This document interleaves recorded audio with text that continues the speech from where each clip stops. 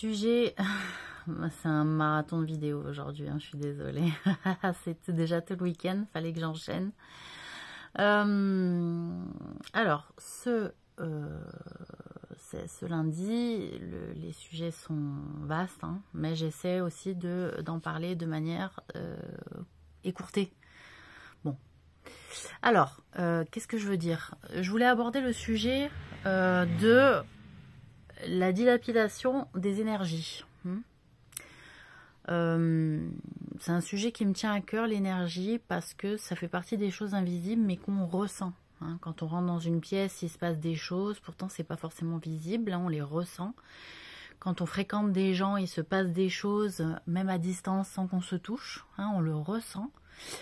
Donc vraiment, je pars du postulat qu'il y a des éléments invisibles dans notre cosmos, dans notre atmosphère, dans notre principe atomique, hein, de création de notre planète, que on ressent des choses à distance. D'accord? Voilà. Alors, ce qu'il faut voir, c'est l'aspect immatériel qui se ressent de manière matérielle, par le corps, par la chair, par ce qui est à l'intérieur de nous, notre âme, mais aussi donc les sentiments, les émotions, les sensations, la sensorialité, l'expérience des sens, hein, par l'expérience des sens, et il n'y en a pas que 5, voilà, on le sait, il y en a un peu plus, presque une vingtaine, hein, il me semble déjà, peut-être si ce n'est plus.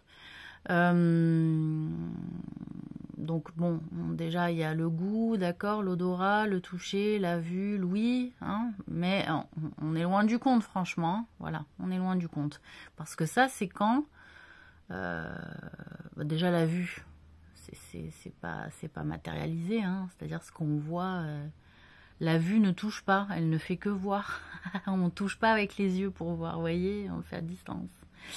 Donc c'est un faisceau, hein, lumineux, hein, comme on l'a étudié tous en physique, qui fait qu'avec les couleurs, etc., on a une vision qui se répercute dans notre œil et au fond du cerveau de manière inversée en plus. Donc voilà. Il y en a qui s'amusent beaucoup avec les images inversées, notamment à la télévision et quand on a fait du cinéma et de la photo, etc. Bon, voilà. Donc l'énergie, elle est immatérielle.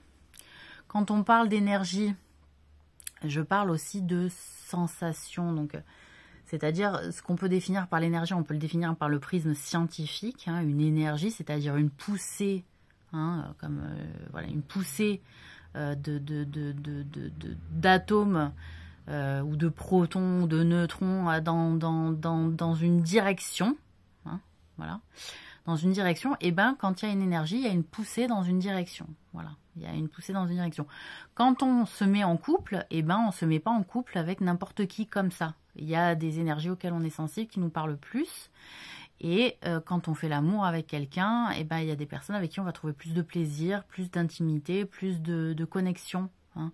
Et donc là, on parle d'énergie, de connexion, de sensations particulières qui va faire que ben, on est en couple avec telle personne et puis pas avec l'autre alors qu'on s'est essayé physiquement. Là, je parle d'un constat franchement global, hein, que tout le monde a fait. De fait, je pense qu'on peut tous postuler ensemble sur cet état de fait, hein, expérimenté.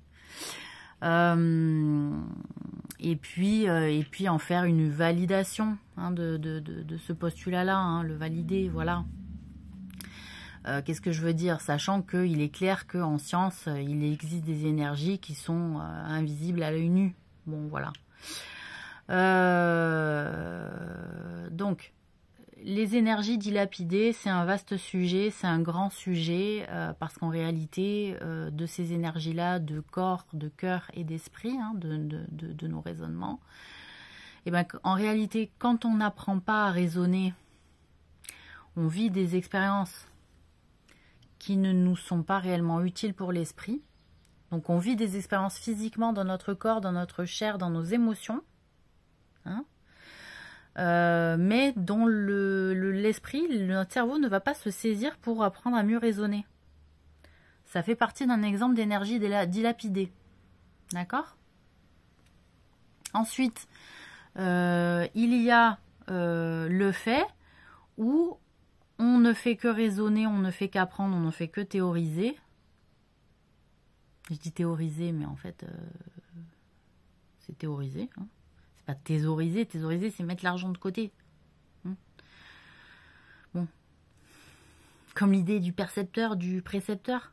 Hein, c'est précepteur que je voulais dire. Je sais pas pourquoi c'est sorti percepteur, non mais pour information.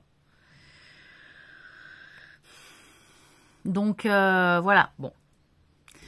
Donc de fait, on est quand même dans une situation où il y a des personnes qui théorisent beaucoup, qui pensent, qui réfléchissent, qui font beaucoup d'hypothèses, etc. Mais n'expérimentent pas dans le corps, dans la chair, etc. Il y a une dilapidation d'énergie mentale et une perte d'énergie à la rencontre de l'expérience de ce qui est théorisé mentalement dans l'esprit. Quelque part, on a une théorie, on ne va pas l'éprouver. C'est dommage. Ce que faisaient les grands philosophes de l'époque aussi, c'est qu'ils avaient une théorie, puis ils l'expérimentaient. Bon. Dilapidation d'énergie. Dilapidation d'énergie quand on fait trop de flemmardise. On a la flemme, on a la flemme, on a la flemme. On laisse faire à d'autres. Et puis finalement, on ne devient que quelqu'un de pratiquement flemmard qui n'a plus vraiment l'habitude de s'activer.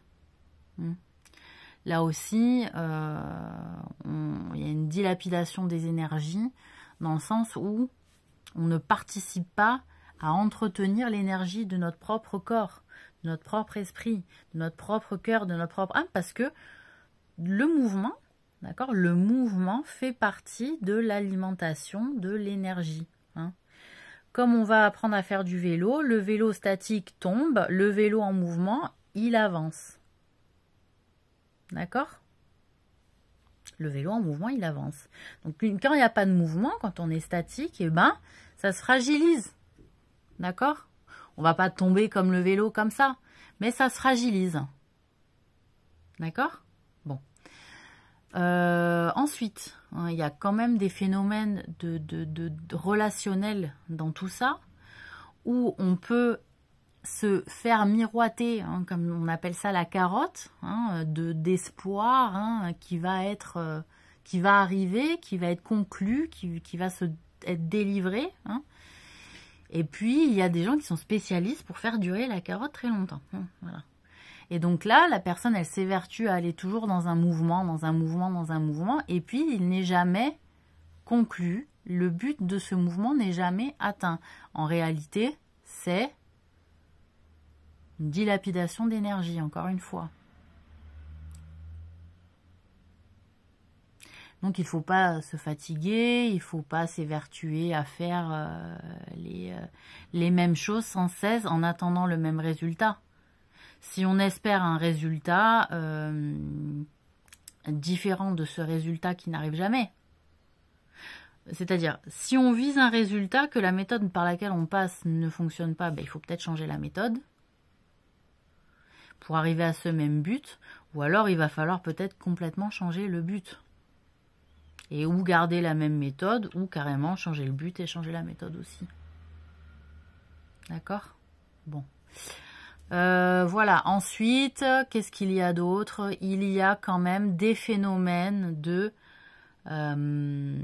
bien-être, hein, dont il faut aussi se restreindre. Donc, si on augmente le volume de bien-être de manière constante, d'accord, il y a un risque où on peut à terme dilapider son énergie aussi, parce que malgré le fait qu'on est dans le bien-être et qu'il y a un semblant de mouvement, hein, voilà, qui fait qu'on est alimenté dans le bien-être comme ça, et ben parfois ça manque de raisonnement, parfois ça manque de cœur. Ça manque de belles énergies de chair aussi. Et ça manque un petit peu peut-être de contrariété pour faire un sursaut de lucidité qui va remettre en mouvement, mais dans une station un petit peu différente aussi. Bon. Donc toutes les personnes qui sont perpétuellement en vacances, je pense à vous. Voilà, sachez que vous êtes aussi dans une forme de dilapidation de l'énergie. Assumez ou pas, hein, je m'en fous, je vais pas vous juger. C'est pas moi qui vous juge. Mais à vous de voir ce que vous attendez aussi des choses, des gens, de la vie et de vous-même, en dernière instance. Voilà, donc dilapidation de l'énergie aussi au travail. On le vit beaucoup, hein, les efforts sans attente sans espoir de reconnaissance ni de résultats visés. Hein, je pense à mes très chères collègues vendeuses avec qui nous avons eu, hein, moi par le passé, mais elles ont encore l'objectif CA du jour inatteignable les 3/4 du temps, hein, qui leur font miroiter un semblant de pourcentage de gain sur ce qui est vendu à la journée. Je suis désolée pour vous, mais le chiffre Non, mais c'est vrai, le CA du jour, des fois, les gars, vous n'êtes pas réalistes, hein, sur le niveau de fréquentation du magasin. Et moi, j'ai jamais compris cette politique où on mettait des chiffres très hauts, inatteignables, en disant, voilà, c'est l'objectif visé, il faut toujours aller très haut et tout. Ça fait une perte de morale pour les gens. Les gens, ils se font tout le temps rabrouer alors qu'ils font du bon boulot aussi au quotidien et que on n'est pas tous Golgotha et qu'on peut pas soulever des montagnes avec la fréquentation du lieu. Hein, et puis surtout que les gens, des fois, ils fréquentent, ils viennent pas acheter. Ils veulent juste regarder, ils veulent juste... Donc les stratégies de vente aussi, moi, je les ai faites. Je suis plutôt une bonne vendeuse, j'ai plutôt du bagou, mais je veux dire, les résultats, ils sont des fois hors sujet, franchement. Rien que par rapport au niveau de fréquentation, par exemple, de la galerie marchande, etc., c'est pas cohérent des fois, je trouve. Hein, franchement, revoyez tout ça. Donc, dilapidation d'énergie aussi pour les vendeuses, dilapidation aussi dans le manque de reconnaissance. Et tout ça fait que les gens voilà, ils ne restent pas, ils changent, ils s'en vont. Ils vont chercher une reconnaissance ailleurs, d'autres défis plus réalisables. Hein, le défi réalisable, ça alimente l'énergie et ça la nourrit vraiment. Parce qu'on a réalisé un objectif, on a réussi le défi. Hein. Donc c'est tout ça aussi qui est malheureux dans notre société aujourd'hui, je trouve, c'est de mettre des choses qui sont irréalisables, on doit rendre des comptes à des chefs d'équipe toutes les 2 minutes par texto, par-ci, par-là. On a l'impression de plus avoir une vie au boulot, même à la maison. Je trouve pas ça correct. Hein, voilà, normalement, à la maison, c'est la maison, on coupe avec le travail, point barre. On n'est pas obligé de recevoir le message, ouais, préparez-vous pour demain, et le chef d'équipe, et gna gna. Tranquille, quoi. C'est comme tu mets le travail au boulot, le travail à la maison, tu vois. Stop, les gens qui savent pas faire comme ça, tu vois. Donc tout ça aussi parce que les gens, ils travaillent de plus en plus de manière indépendante et que même à la maison, il faut travailler. Ouais, mais c'est pas notre entreprise, on n'a pas les mêmes rôles, on n'a pas les mêmes niveaux, on n'a pas les mêmes statuts. Donc ok, tu comptes sur moi pour faire ton chiffre, mais tu me laisses à la maison. Hein, sur le terrain, c'est le terrain. Voilà. Donc ça va pas. Plein de choses que j'ai remarquées comme ça qui n'allaient pas, vraiment. Hein. Qu'est-ce que je voulais dire d'autre aussi Bon, voilà. Qu'est-ce que je voulais dire? Voilà, dilapidation d'énergie, il y a plusieurs phénomènes. Hein. Il y a dans la famille aussi, hein, la dilapidation d'énergie, où on n'est jamais reconnu en tant que membre à part entière, avec ses besoins de caprice ou pas. Hein. Son identité individuelle encore qui n'est pas reconnue, il faut toujours faire passer la famille avant, etc. Dilapidation d'énergie aussi.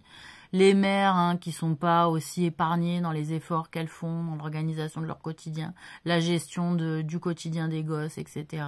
Le manque de reconnaissance du père qui est à l'extérieur, que la femme peut-être reste à l'intérieur, etc.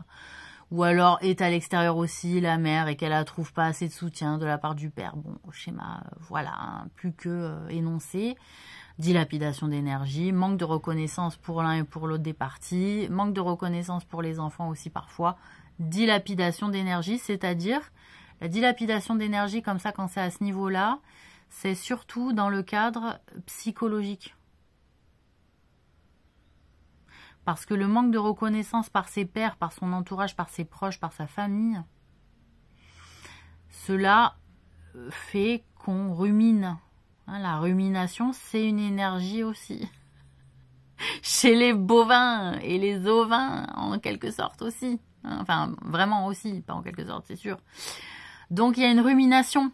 On rumine. Et ça, c'est une dilapidation d'énergie, je vous le dis. Voilà. Donc, ça va pas à ce niveau-là.